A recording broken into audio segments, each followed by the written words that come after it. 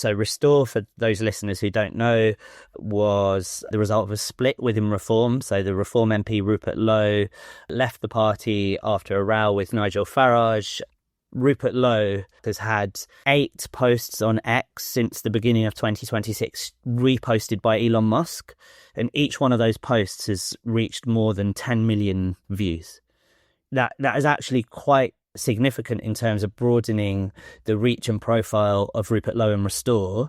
And also because Twitter is a monetized platform, for those who want to monetize their content on it, it's made Rupert Lowe the highest earning MP on X. He's earning tens of thousands of pounds a year from posting, even though in terms of followers, he has far fewer followers than Nigel Farage, for instance. Yes, and I imagine his name recognition is pretty low in the UK, right? Yeah, I saw at least one poll showing that most people had absolutely no idea who he was. But that's my point. Most of us have never heard of him. The sort of 5 to 10% of people who have heard of him and share his views really, really like what he has to say. I think the by-election was a good test of whether that primarily online political base could be mobilised IRL in a particular location.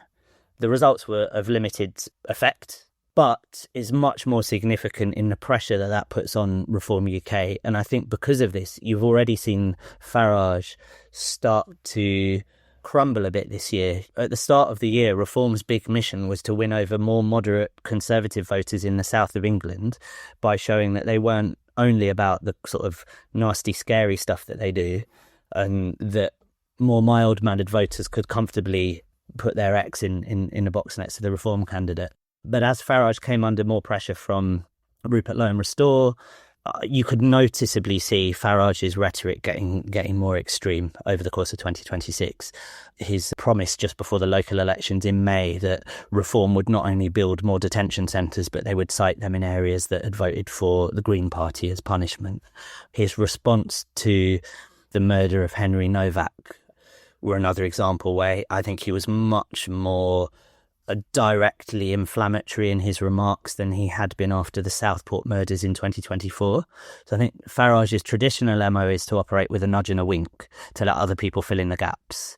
After the body cam footage of Henry Novak's murder emerged, he gave this statement saying that people should respond with pure cold rage and that white lives matter too, and so on.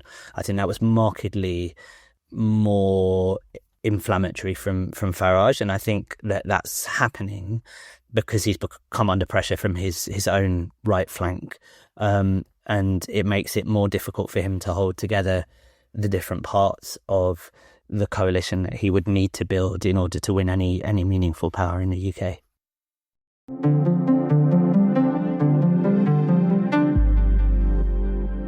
If you'd like to hear the rest of this episode of PTO Extra, then please consider becoming a £5 supporter of the show on Patreon.